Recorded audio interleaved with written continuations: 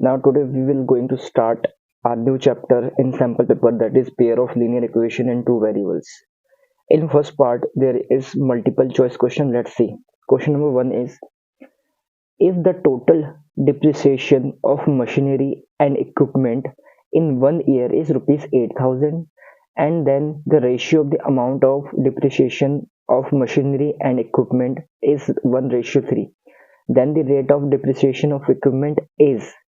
अब क्वेश्चन का मतलब क्या है? क्वेश्चन हमसे ये बोल रहा है कि कोई एक मशीनरी है और उसके कुछ इक्विपमेंट माने पार्ट्स है, वो एक साल में घट के कितने रुपए घट जाते हैं? 8,000 रुपीज वो घट जाते हैं। अगर जो मशीनरी अगर 1 रुपए कम हो रहा है तो इक्विपमेंट कितने रुपए कम हो रहा है? 3 रुपए कम हो रहा है।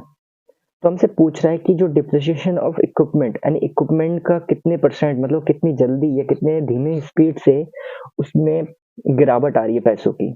तो जब भी इस टाइप का कोई क्वेश्चन आए तो सबसे पहले जो रेशियो होता है उस रेशियो को लिखना पड़ता है। रेशियो आपका 1:3 है। ठीक है, आपसे इक्विपमेंट का पूछा है। किसका पूछा है? इक्विपमेंट का पूछा है, तो आप लिख लेंगे इक्विपमेंट का।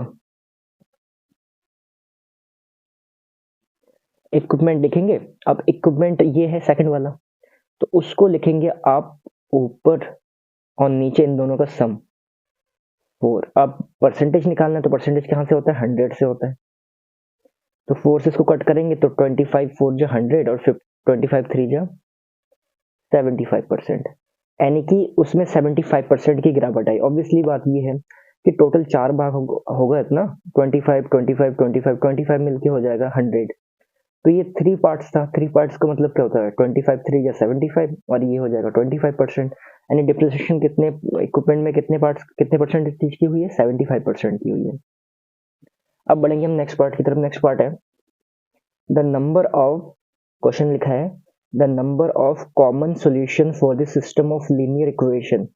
अब कॉमन सॉल्यूशन इसके लिए पूछ रहा है कि कोई ना कोई एक वैल्यू तो होगी जिसपे ये सेम चीज फॉलो होगा।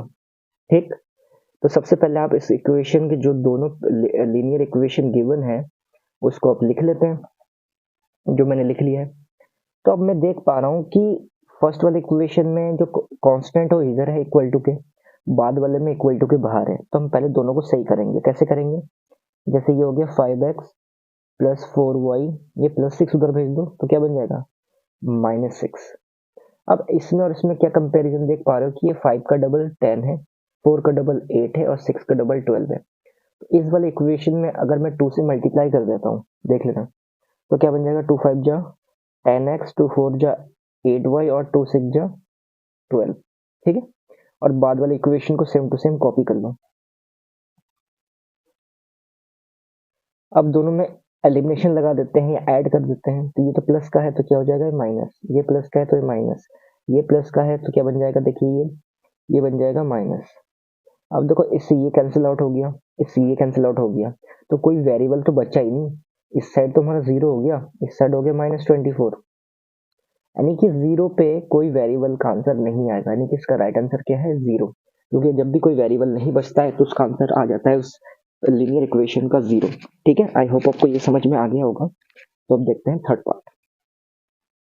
अब थर्ड पार्ट में आपसे क्या बोला है कि a man rows upstream. A man rows upstream. Upstream का मतलब होता है अगर मान के चलो पानी ऊपर से नीचे की तरफ आ रहा है तो वो कहाँ जा रहा है? जैसे पानी मैं आपको समझा रहा हूँ, जैसे फॉर एग्जांपल पानी ऐसे करके ऐसे आ रहा है पानी, ठीक है, ऊपर से आ रहा है पानी। अपस्ट्रीम का मतलब होता है कोई आदमी यहाँ पे है, वो इस पानी के अपोजिट जाने की कोशिश कर रहा है। तो जो भी अपोजिट जाएगा, अपस्ट्रीम का मतलब होता है अपोजिट जाना, तो अपोजिट जाएगा तो चीजें नेगेटिव होगी। अगर वो डाउन स्ट्रीम आता है यानी कि इसी पोजीशन में नीचे की तरफ आता है तो उसकी स्पीड बढ़ जाएगी। तो डाउन स्ट्रीम में चीजें प्लस हो जाती है और अप स्ट्रीम में चीजें माइनस होती हैं। अब वो अप स्ट्रीम कितना जा रहा है? देखिए अप स्ट्रीम जा रहा है 7 किलोमीटर, ठीक है, और ये देखें डाउन स्ट्रीम कितना जा रहा है? वो डाउन स्ट्रीम जा रहा है 10 किलोमीटर पर आवर। हमसे क्या पूछा है? Then the man's speed in still water. तो अभी भी वाटर में उनकी स्पीड कैसी होगी? ठीक है, व्हाट वाटर, यानी कि वाटर का भी अलग निकालना है और रेट ऑफ करंट रिस्पेक्टिवली दोनों चीज निकालनी है। तो उस कंडीशन में आप क्या करोगे, जब दोनों चीज आपसे पूछे ना, तो एक बार इन दोनों वैल्यू को ऐड कर दो। तो 10+7 डिवाइडेड बाई 2 कर दो एक बार, और एक बार दोनों को माइनस कर दो। तो 10+7 कितना हो गया, 17। 17/2 जैसे इसको डिवाइड करोगे 8.5 किलोमीटर पर आवर ये आ जाएगा, और इसको डिवाइड माइनस करोगे 3/2। 3/2 का मतलब होता है 1.5 किलोमीटर पर आवर, जो कि इसका आंसर हो गया जो कि ये बी पार्ट का आंसर है। ठीक है, अब बढ़ेंगे हम फोर्थ पार्ट की तरफ। फोर्थ पार्ट में क्या कहा है। अब फोर्थ पार्ट इसलिए इंपॉर्टेंट है क्योंकि ये एक वर्ड प्रॉब्लम है, और वर्ड प्रॉब्लम पेपर में बहुत बार पूछा जाता है आपसे। इसमें करना क्या है, a fraction becomes 4/5। A fraction becomes 4/5। तो सबसे पहले एक फ्रैक्शन की जब भी बात चले, फ्रैक्शन का कोई भी क्वेश्चन आए, तो सबसे पहले आपको फ्रैक्शन लेट करना है। तो फ्रैक्शन मतलब क्या होता है, फ्रैक्शन जिसको हम x/y के फॉर्म में लिख सकते हैं। इसने बोला क्या है कि अ फ्रैक्शन बिकम्स 4/5। ये 4/5 हो जाता है कब, when 1 is added to each of the numerator and denominator। 4/5 हो जाता है लेकिन कब, जब हम उस फ्रैक्शन में नोमिनेटर और डिनोमिनेटर दोनों में 1 ऐड कर देते हैं। जैसे मैंने नोमिनेटर में भी 1 ऐड कर दिया और डिनोमिनेटर में भी 1 ऐड कर दिया, तो कितना आ गया, 4/5 ये हो गया। तो इसको मान लो इक्वेशन नंबर 1। ठीक, फिर आगे देखेंगे उसने क्या बोला, if we subtract 5 from each of them. अब अगले केस में क्या है, यानी कि हम नोमिनेटर और डिनोमिनेटर दोनों से कितना कर लेते हैं, 5 कम। 5 कम का मतलब क्या हो गया, यानी x से भी 5 कम हो गया और y से भी 5 कम हो गया, तो कितना हो जाता है 1/2। ठीक है, ये हो गया आपका इक्वेशन नंबर 2। अब लेकिन ये भी फ्रैक्शन के फॉर्म में, तो इसको हमें लाइन में बनाना पड़ेगा, क्योंकि लीनियर इक्वेशन और लीनियर इक्वेशन में लाइन बनाना होता है। तो कर दो क्रॉस मल्टीप्लाई। ये हो गया 5x प्लस 5 4y प्लस 4, जो भी है सबको इधर ले आओ। 5x minus 4y plus 5 minus 4 is equal to 0। अभी हो गया 5x माइनस 4y और प्लस 1 इज इक्वल टू 0। इधर से तो ये हो गया, इधर भी देख लेते हैं। 2x minus 10 is equal to y minus 5। ये क्या बन जाएगा, 2x, ये y इधर आके माइनस, ये हो जाएगा माइनस 5 इज इक्वल टू 0।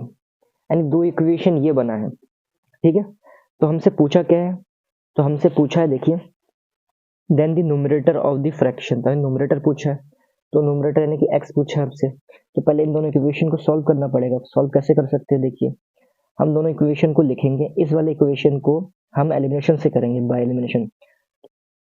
इस वाले इक्वेशन में यहाँ पे क्या है 2, तो 2 से इधर मल्टीप्लाई कर दो। इसमें क्या है 5, तो 5 से इधर मल्टीप्लाई कर दो। तो अगर मैं इसमें 2 से मल्टीप्लाई करता हूँ तो क्या बन जाएगा, 10x 8y plus 2 is equal to 0। इसमें अगर 5 से करूँ, 10x 5y और 5 5 जा 25 इज इक्वल टू 0। अब थोड़ा माइनस कर देते हैं इसको। देखो ये minus plus plus cancel out, plus के 5y में से माइनस के 8y गया, क्या बचेगा, माइनस का 3y। अब प्लस 25 में से प्लस 2 गया, तो ये भी होगा प्लस 27। लेकिन जब उसको इक्वल टू उधर भेजूंगा तो हो जाएगा माइनस का 27। माइनस से माइनस कैंसिल आउट, 3 बन जाए 3, 3 9 जा 27, तो y आ चुका है आपके पास 9। लेकिन y आया 9, आपको x भी चाहिए होगा, तो x निकालने के लिए आप ये जो इक्वेशन दिख रहा है 3 4, किसी में भी आप x की वैल्यू रख दो, y की वैल्यू रख दो। मैं रख देता हूँ फर्स्ट में, तो 5x minus 4 into Y, Y की जगह क्या रखना है 9। ठीक है, और प्लस 1 इज इक्वल टू 0। तो 5x माइनस 4 9 जा 36 प्लस 1 इज इक्वल टू 0। तो 5x ये बनेगा माइनस 35, उधर जाके क्या हो जाएगा प्लस 35। फिर 5 बन जाए 5 5 7 35, यानी कि आपसे न्यूमरेटर पूछा था, न्यूमरेटर x होता है, तो नहीं x आ गया 7। आई होप आपको समझ में आ गया होगा। अगर आपसे फ्रैक्शन पूछता तो फ्रैक्शन के लिए क्या हो जाता, 7 ऊपर और 9 नीचे, क्योंकि x अपने ये मान रखा है ऊपर, y नीचे ये है। ठीक है, आई होप आपको ये समझ में आ गया होगा। अगर ये आ गया होगा तो बढ़ते हैं अब नेक्स्ट पार्ट की तरफ, जो कि है क्वेश्चन नंबर 5। अब 5 में क्या पूछा है आपसे, 5 में देखिए स्टेटमेंट, अब the pair of linear equation this has, यानी दो पेयर आपके पास गिवन है। कौन कौन से पेयर गिवन है? एक गिवन है x plus 2y is equal to 5 and दूसरा गिवन है 3x plus 12y is equal to 10। अब ये इन दोनों को सॉल्व करके हमें ये बताना है कि उसकी यूनिक सॉल्यूशन आ रही है, नो सॉल्यूशन आ रही है, मोर देन 2 सॉल्यूशन है, इनफिनिट मैनी सॉल्यूशन। तो उसके लिए सबसे पहले आपको इसको कंपैरिजन करना पड़ेगा। कंपेयर करने का मतलब क्या हो गया? आपको ये निकालना पड़ेगा a1 अपॉन a2, फिर निकालना पड़ेगा v1 अपॉन v2, ये तो आपको पता ही होगा, और c1 अपॉन c2। अब a और a1 और a2 क्या होता है? a1 मतलब x वाली वैल्यू, तो x के साथ यहाँ कुछ नहीं है तो 1 मानो। a2 मतलब दूसरे वाले का x स्टार्टिंग का, तो ये हो गया 3। b1 का मतलब स्टार्टिंग का y वाला 2, b2 मतलब सेकंड वाले का, c1 मतलब 5 और c2 मतलब 10। अब हम सॉल्व करके देखते हैं। तो ये तो कट नहीं हो सकता, इसलिए 1/3 है, ये कट होकर छोटा हो सकता है, 2 बन जा 2, 2 6 जा 12, ये हो सकता है 5 बन जा 5, 5 2 जा 10। अब देख पा रहे हैं कि किसी भी पार्ट्स का आंसर सेम नहीं आ रहा है, यानी स्टार्टिंग के दो चीजों को कंपैरिजन करो। क्या a1 अपन a2 की वैल्यू b1 अपन b2 से सेम आ रही है? नहीं, क्योंकि यहाँ पे 1/3, यहाँ पे 1/6 है। तो जब ये स्टार्टिंग का सेम नहीं आ रहा है, बस इतना लिख देंगे, हमें बस स्टार्टिंग का सेम देखना चाहिए। अब जब ये चीज हो रही है, नॉट इक्वल हो रही है स्टार्टिंग के पहले के ही, तो ये क्या हो जाती है? Unique solution. यूनिक मतलब क्या हो गया? बहुत ही ना के बराबर इसका सॉल्यूशन निकलेगा। ठीक है, तो जब भी a1 upon a2 not equal to b1 upon b2 हो, तो इसका मतलब हो गया ये यूनिक सॉल्यूशन है। ठीक है, इस तरह से हमने अभी 5 पार्ट्स कंप्लीट कर लिए हैं। अब बढ़ेंगे हम शॉर्ट आंसर टाइप क्वेश्चंस, जो कि देखते हैं 6 नंबर वाले पार्ट में क्या है। आपसे पूछा है कि right the nature of the graph of the equation. कभी भी किसी इक्वेशन का आपसे क्या पूछे? नेचर। अगर कभी भी आपसे पूछे ना कि जैसे इन इक्वेशनों का नेचर क्या है, नेचर मतलब ये पैरेलल है, परपेंडिकुलर है, इंटरसेक्टिंग है, या इस तरह से कुछ भी आपसे पूछा जाता है, तो उसको आप कंपैरिजन में कैसे करोगे? नेचर जब भी पूछा जाता है तो आपको लिख सब, इसमें भी आपको कंपैरिजन ही करना है। a1 upon a2, b1 upon b2 और c1 अपॉन c2। तो हम इसको करेंगे कैसे, देख लेते हैं। a1 की जगह पे कौन है? 6, a2 की जगह पे है 3, b1 की जगह है -2 और b2 की जगह है -1, c1 की जगह है 9 और c2 की जगह है 2। देखो 3 1 जा 3, 3 2 जा 6, तो क्या आ गया? 2, 2/1 लिख लो, माइनस से माइनस कट हो गया, ये भी क्या आ गया? 2/1। फिर ये तो कट नहीं हो पा रहा है ना, नहीं होगा ना, यानी कि हमारा, मैं देख पा रहा हूँ कि a1 upon a2 is equal to आ चुका है b1 अपॉन b2। तो जब भी ये चीज आ जाता है किसी का इक्वल, तो इसका मतलब वो क्या होता है? पैरेलल। ठीक है, तो क्या हो जाता है? पैरेलल हो जाता है, हमेशा याद रखना, क्योंकि पैरेलल क्या होते हैं? पैरेलल हमेशा दो लाइन ही हो सकती है। दो का मतलब स्टार्टिंग के दो चीज अगर आपको इक्वल दिखता है, यानी वो पैरेलल होता है। ठीक है, अब बढ़ेंगे 7 नंबर में। 7 नंबर क्या है? 7 नंबर में भी आपको दो इक्वेशन दे रखा है। इसमें क्या बोला है? If 31q plus 47p is equal to 18 and 31p plus 47q is equal to 60, then find the value of p plus q। अगर आप ये देखो, अगर आपको ये दो इक्वेशन गिवन है और आपसे क्या पूछा है? p प्लस q पूछा है, क्वेश्चन मार्क आपसे ये पूछा है, तो आप क्या करोगे? सिंपल सा है, ऑन एडिंग इक्वेशन 1 एंड 2 लिखोगे। ऑन एडिंग इक्वेशन 1 एंड 2, दोनों को ऐड करो। देखो 31, दोनों को ऐड कर लो, ऐसे लिख लो पहले, 31q प्लस 47p प्लस इधर का लेफ्ट हैंड साइड में ऐड करो, और राइट हैंड साइड में ऐड करो, तो 18 प्लस 60। अब मैं देख पा रहा हूँ कि ये 31p है, सॉरी 31q है, तो कहीं q और दिख रहा है, यहाँ दिख रहा है, तो इन q को सेम को ऐड कर लो, तो हो जाएगा 8 में कितना हो गया? 4 3 7, 7 और 1 8 और 4 3 7 हो गया 78q। ऐसे 47 31p, ये भी हो गया 78p इज इक्वल टू में, ये देखो ये भी हो गया 78। अब सभी में 78 का डिवाइड जा सकता है, तो सभी में 78 का अगर डिवाइड करोगे तो q प्लस पी या p प्लस क्यू बात एक ही होती है, आ जाएगा 1। ठीक है, आई होप आपको समझ में आ गया होगा किस तरह से हमने इसको किया है, क्योंकि सभी में 78 का डिवाइड जा पा रहा था, तो 78 बन 78, 78 बन 78, 78 बन 78। आई होप आपको समझ में आ गया होगा 7 नंबर। अब बढ़ेंगे 8 नंबर की तरफ। 8 नंबर का स्टेटमेंट देख लेते पहले। अब 8 नंबर में आपको क्या बोला है, find the value of alpha and beta for which the following system of linear equation has infinite many solution. तो जो भी इक्वेशन आपको गिवन है पहले उसको कॉपी कर लेंगे। 2x प्लस 3y दे रखा है इज इक्वल टू में 7, और दूसरा दे रखा है आपके पास 2 अल्फा एक्स। ठीक है, 2 अल्फा एक्स दे रखा है, और आपके पास plus alpha plus beta of y दे रखा है इज इक्वल टू में 28 दे रखा है। तो हम करेंगे कैसे इसको, तो अच्छे से बनी रही वीडियो में देखते हैं। हमसे पूछा क्या है, infinite find the value of alpha and beta, यानी अल्फा और बीटा की वैल्यू आपसे पूछी है। तो मैं देख पा रहा हूँ कि इन दोनों का भी कंपैरिजन किया जा सकता है। कैसे, a1 अपॉन a2, फिर b1 अपॉन b2, और फिर हम निकालेंगे c1 अपॉन c2। तो a1 क्या है, ये इसमें 2। ठीक है, a2 कितना है 2 अल्फा, क्योंकि x के साथ जो भी एक्स्ट्रा चीज होती है वो आपका a1 है, a2 हो जाता है। ऐसे b कितना है 3, b2 कितना है अल्फा प्लस बीटा, c1 कितना है 7, और c2 कितना है 28। तो अब मैं क्या करूंगा, देखो 2 से 2 कट गया तो क्या बचा 1 by alpha, a1 upon a2 बचा पड़ेगा 1 बाई अल्फा। ठीक है, ऐसे ही b1 अपॉन b2 हमारे पास क्या है 3 upon alpha plus beta, c1 upon c2 हमारे पास कितना है 7 बन जा 7, 7 4 जा 28, 1 बाई 4। एक बार कंपैरिजन इसका इसके साथ करेंगे तो 1 by alpha is equal to हो गया 1 बाई 4, तो 4 बन जा 4, अल्फा बन जा अल्फा, तो अल्फा की वैल्यू आ चुकी है 4, एक यहाँ से। ठीक है, अब देखो अगर मैं यहाँ पे अल्फा की, अब फिर सेकंड वाले का कंपैरिजन करेंगे, 3 upon alpha plus beta is equal to है 1 बाई 4। अब अल्फा की जगह मैं अगर 4 रखता हूँ तो क्या बन जाएगा 3 upon 4 plus beta is equal to 1 by 4। अब करो क्रॉस मल्टीप्लाई, क्या कर दोगे क्रॉस मल्टीप्लीकेशन, तो 4 3 जा 12 इज इक्वल टू में 4 प्लस बीटा, 4 इधर आके माइनस हो जाएगा, तो बीटा कितना आ गया 8।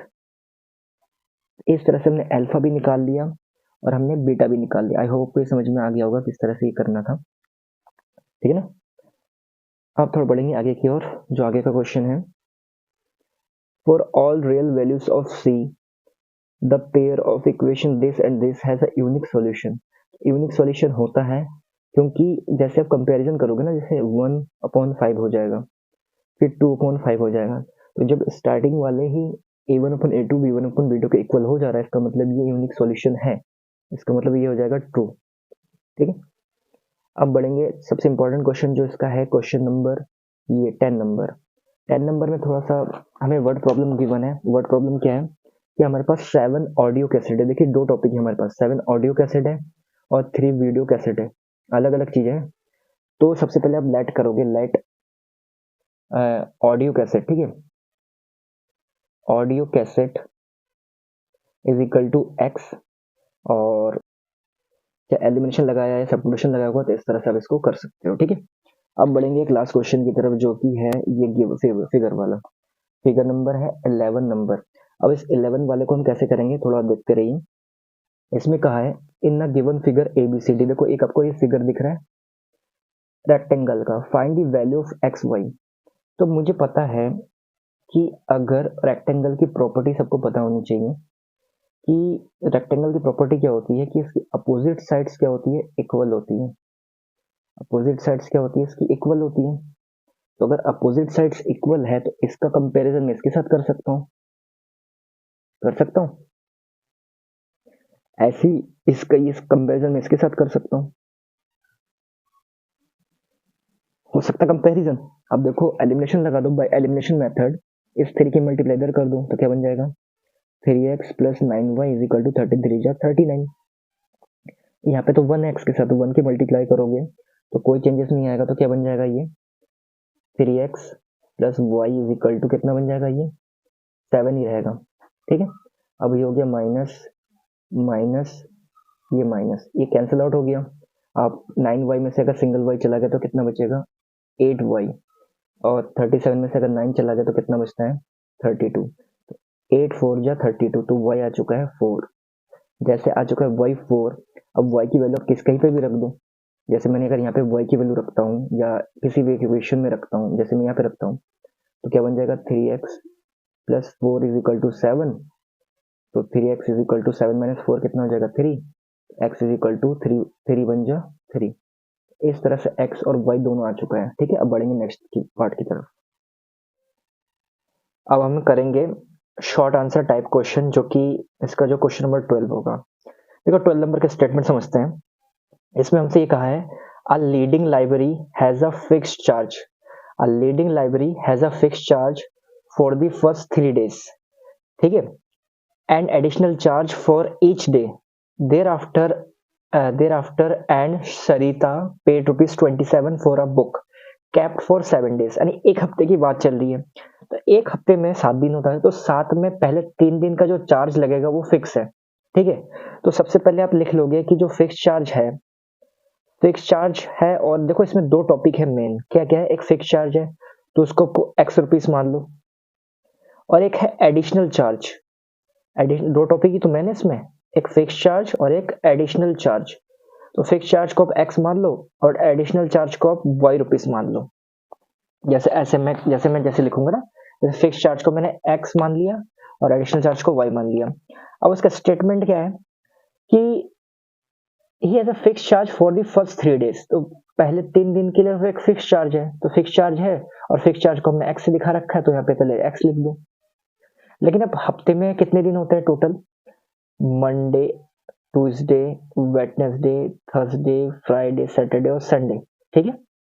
और उस पहले 3 दिन का तो x हो गया, बचे कितने दिन 4 दिन, और 4 दिन एडिशनल हो गया ना, 4 दिन एडिशनल मैंने 4 लिखा, और एडिशनल चार्ज के लिए कितना लगेगा y, और इतने दिन को रखने के लिए उसको कितना पे करना पड़ा शरीता को 27। इस तरह से हमारा इक्वेशन नंबर 1 बन गया। While sushi paid 21। अब दूसरी लड़की है, 2 लड़की, पहले लड़की का तो ये हो गया, दूसरी लड़की सुशी है, उसको 21 रुपीज पे करना पड़ रहा है for the book she kept for 5 days। यानी 5 दिन के लिए रख रही है बुक, और 5 दिन उसका फिक्स हो गया, उसको रखना ही रखना है। और फिक्स चीजों को हम x से दिखाते हैं, तो ये हो गया x प्लस, अब उसने 5 दिन रख लिया, 5 दिन क्या हो गया, ये हो गया आपका पूरा फ्राइडे तक, Monday Tuesday Wednesday Thursday Friday तक उसने रख लिया, तो बचा कितने 2 दिन, तो 2 दिन उसका एडिशनल हो गया, तो एडिशनल को y से करते हैं और उसको कितना रुपए पे करना पड़ा 21। तो ये हो गया हमारा इक्वेशन नंबर 2। अब इक्वेशन 1 और 2 हमारा बन चुका है, अब हम इसको सॉल्व कर देंगे बाई एलिमिनेशन मेथड। अब लिख लो बाई एलिमिनेशन मेथड।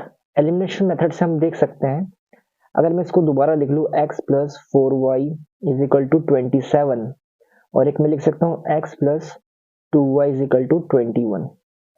अब आप देख लो, ये होगा माइनस माइनस और माइनस, इस तो ये कैंसिल आउट हो गया। अब 4y में से 2y चला जाएगा, कितना बचेगा 2y, और 27 में से 21 चला जाएगा तो कितना बचेगा 6। तो y इज इक्वल टू हो गया 6/2, 2 3 जा 6, यानी कि y तो आ गया 3, और 3 मतलब क्या हो गया एडिशनल चार्ज, यानी हर एडिशनल पे हमें कितना रुपए पे करना पड़ेगा 3 रुपीज। अब मुझे फिक्स चार्ज भी निकालना पड़ेगा, तो जो y की वैल्यू आई है आप इक्वेशन 1 और 2 किसी में भी रख दो y की वैल्यू, तो मैं रखूंगा ऐसे लिखना पड़ेगा पुट द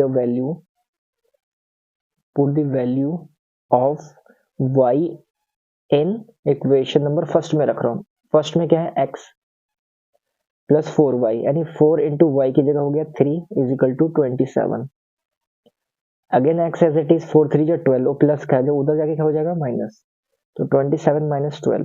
अब 27 में से अगर 12 चला गया कितना बचेगा बताइए मुझे 15, तो 15 रुपीज इसका हो गया हमारा आंसर। यानी हर उसका जो फिक्स चार्ज है वो 15 रुपीज, और हर एक एक्स्ट्रा दिन के लिए आपको 3 रुपये एक्स्ट्रा पे करना पड़ेगा। बस इस तरह से हमारा आंसर हो गया।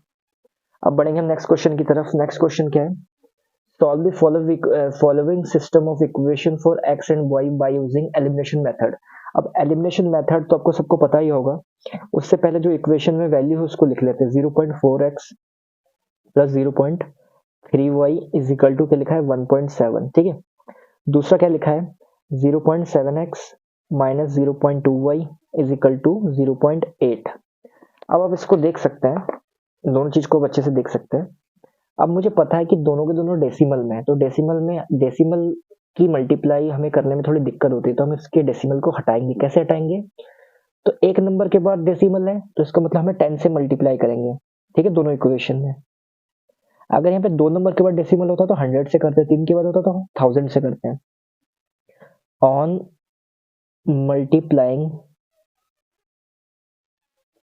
मल्टीप्लाइंग इक्वेशन ये लिख लो 1, ये हो जाएगा 2, इक्वेशन 1 एंड 2 बाई 10। तो जैसे हम इसको 10 से मल्टीप्लाई करेंगे तो डेसिमल हट जाएगा, तो क्या बन जाएगा ये 4x, ये बन जाएगा 3y और ये बन जाएगा 72, डेसिमल हट जाता है, ठीक है। और ये क्या बन जाएगा, ये बन जाएगा 7x minus 2y is equal to 8, ठीक है। अब दो इक्वेशन बना है, दोनों में हमें लगाना है एलिमिनेशन। तो एलिमिनेशन का मतलब क्या होता है, इधर x के साथ कौन है 4, तो इस 4 से इसमें मल्टीप्लाई करनी है। इधर x के साथ कौन है 7, तो 7 से इधर मल्टीप्लाई करनी है। तो कर देते हैं 7 4 जा 28x, 7 3 जा 21y और 17 7 जा कितना होता है 119। अब इस 4 से इधर मल्टीप्लाई करो, 7 4 जा 28x और 4 2 जा 8y और 4 8 जा 32, ये हो चुका है।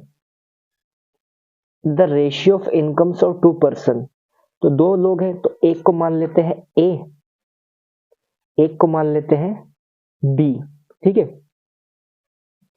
अब एक तरह से दोनों का इनकम का रेशियो दे रखा है, ए का भी और बी का भी। तो पहला कॉलम लिख देंगे हम इनकम का।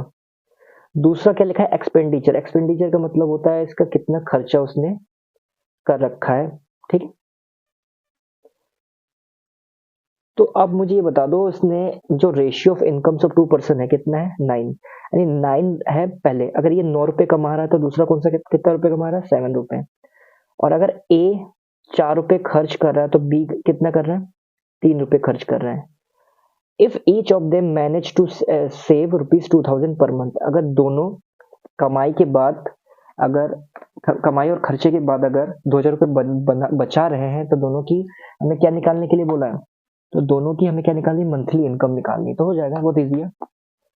अब ये तो आपको एक इनकम है एक एक्सपेंडिचर है, तो इनकम है तो इनकम को आप लेट कर लो, let income is equal to x, और ये हो गया एक्सपेंडिचर, एक्सपेंडिचर को आप वाई मान लो, ठीक है। तो अब मुझे ये बता दो कि ए का इनकम पहले 9 है तो हो गया 9x, क्योंकि इनकम को हमने x मान रखा है। और अब इस इधर मत चले जाना, ये इस बी के ऊपर आओ, ठीक है। या तो आप ऐसे भी लिख सकते हो कि पहले ए का कर लेते हैं, जैसे ए की इनकम है 9 तो 9x, इसका एक्सपेंडिचर 4 है, लेकिन अब जो 4 है उसकी वो क्या है खर्चा कर रहा है, तो खर्चे को हमेशा जो पैसे जाता है तो उसको माइनस में करना पड़ेगा। और ये कितना रुपए बचा सकता है महीने में 2000। ऐसे इसका कर लेंगे, ये हो जाएगा 7x, वो हो जाएगा 3y। ये किसके लिए, ए वाले के लिए, ये होगा बी वाले के लिए, ठीक है। अब इन दोनों को कर देते हैं सॉल्व। कैसे करेंगे, 7 से इधर मल्टीप्लाई कर देंगे, 9 से इधर मल्टीप्लाई कर देंगे, कर देते हैं। तो 7 9 जो हो जाएगा पहले 63x, 7 4 जो 28y और 7 2 जो 14, ठीक है। और इधर के 9 से इधर मल्टीप्लाई करो, 7 3 जो 63x, 9 3 जो 27y और 9 2 जो 18। अब क्या करो, ये माइनस प्लस माइनस, इससे ये कैंसिल आउट हो गया। अब ये प्लस का 27y, ये माइनस का 28y, तो बड़ा वो है तो माइनस का y बचेगा। और 1,80,000 में से 1,40,000 गया तो कितना बचेगा 40,000 तो बचेगा, ठीक है। माइनस करके देखो 0 0 0, 14 में से अगर 18 में से 14 चला गया तो 4 बचेगा, यानी कि 4,000 है, ठीक है। अब ये माइनस करेगा तो माइनस से माइनस कैंसिल आउट, यानी कि y की जो मंथली इनकम है वो कितनी है 4,000, यही तो है। अब y की वैल्यू को उठा के किसी भी एक इक्वेशन रख दो, मैं रख देता हूँ इसमें, इसको मान लो 1, इसको मान लो 2, ठीक है। तो ये हो जाएगा 7x माइनस 3 इंटू वाई की जगह हो गया 4000 इज इक्वल टू 2000, ठीक है। तो 4 3 जो 12000 हो जाएगा, माइनस में तो उधर जाके प्लस हो जाएगा, तो 12000 और 2000 कितना हो गया 14000, फिर 7 में जो 7 7 2 जो 14, तो x इज इक्वल टू हो जाएगा आपका 2000।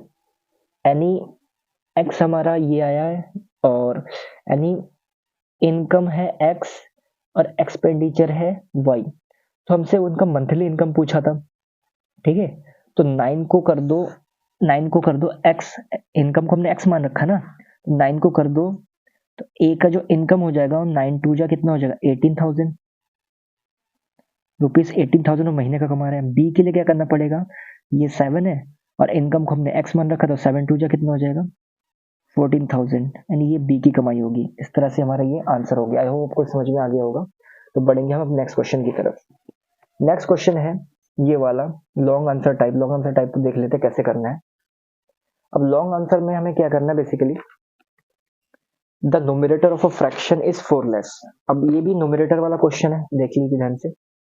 अब जब न्यूमरेटर का क्वेश्चन है तो सबसे पहले एक फ्रैक्शन की बात अगर चल रही है तो हमें इजीली पता है कि एक फ्रैक्शन लेट करना पड़ेगा। Let fraction is equal to हो गया आपका x अपॉन वाई। फ्रैक्शन क्या हो गया x अपॉन वाई। अब अकॉर्डिंग टू क्वेश्चन ने क्या बोला, if the numerator of a fraction is 4 less. Numerator तो x है ना, तो x अगर 4 लेस हो जाता किससे, डिनोमिनेटर से, तो डिनोमिनेटर से ये लेस हो गया। अगर इसमें इक्वेशन बनाना चाहूँ तो मैं x मैंने लिखा, ये प्लस वाई इधर आके क्या हो गया minus Y is equal to में क्या बचा है माइनस का 4। इसको मान लो इक्वेशन नंबर 1। फिर थोड़ा आगे देखेंगे, if the numerator is decrease by 2। अगर न्यूमरेटर 2 से डिक्रीज होता है और डिनोमिनेटर इंक्रीज बाय 1, दोबारा समझेंगे। If the numerator is decrease by 2, अब न्यूमरेटर 2 से डिक्रीज हो रहा है और डिनोमिनेटर 1 बढ़ रहा है, तो डिनोमिनेटर बढ़ रहा है तो उसको y प्लस 1 कर दो, और एक कम हो रहा है तो x माइनस 2 कर दो, ठीक है। 8 टाइम्स, कितने टाइम्स 8 टाइम्स, तो अभी इस नंबर को कर दो मल्टीप्लाई 8 से, तो y प्लस 1 रहा 8 इंटू एक्स 8x, 8 टू जा 16। इसको अगर जैसे इधर लेके आओगे y माइनस 8x होगा, ये प्लस 1 उधर जाके हो जाएगा माइनस 1, तो क्या बच जाएगा माइनस का 17। ये हो गया आपका इक्वेशन नंबर 2, ठीक है। अब इन दोनों को कर लो सॉल्व। सॉल्व कैसे करेंगे, या तो इसको अब थोड़ा घुमा लेते हैं। अगर मैं करूँ on adding equation 1, add 1 plus 2, अगर दोनों को मैं, तो फिर अगर पहले वाले में से अगर मैं y निकाल लूँ तो y इज इक्वल टू क्या हो जाएगा 4 माइनस 2x आ जाएगा। ऐसे दूसरे वाले के लिए अगर मैं y निकालूँ तो क्या आ जाएगा y, बताइए मुझे। y आ जाएगा आपके पास, आ जाएगा 2x माइनस 4। निकाल के देखिएगा यही आएगा। अब पहले वाले डब्बे के लिए, अगर पहले वाले के लिए हम अगर डब्बा निकालें, ठीक है, x और y की वैल्यू, अगर मैं पहले x की जगह 0 रखता हूँ तो y कितना आ जाएगा, अगर x की जगह मैं 0 रखता हूँ तो 2 इंटू 0 0 खत्म, तो बचेगा 4। फिर अगर मैं x की जगह पे 2 रख देता हूँ, यानी x की जगह पे 2, तो 2 2 जो 4 होगा यहाँ पे, फिर 4 में से 4 चला जाएगा, क्या बचेगा y 0 आ जाएगा। ऐसे इसके लिए आप बना लो एक, अगर इधर पहले मैं x की जगह पे ना 0 रखता हूँ तो y कितना आ गया माइनस का 4, ठीक है। अगर मैं x की जगह 2 रख देता हूँ तो y कितना आ गया 0। इस तरह से हमारी वैल्यू आ गई, इसको बस हमें ग्राफ में प्लॉट करना है। तो एक ग्राफ बना लेते हैं, नॉर्मली पेन से बना लेते हैं। ये हो गया x, ये हो गया y। अब ये हो गया 1 2 3, ये मैंने लिख दिया 4, 1 2 3, और ये हो गया आपका 4। अब माइनस वाला भी लिख लेते हैं, ये हो गया आपका -1 -2 -3 और माइनस का 4। इधर भी लिख लो -1 -2 और माइनस का 3, ज़्यादा लिखने की जरूरत नहीं है।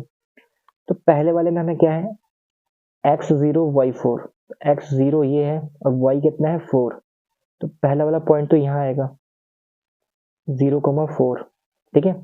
दूसरा क्या है 2,0, यानी x2 y0, x2 y0, यानी कि दूसरा पॉइंट ये आ गया 2,0, ठीक है।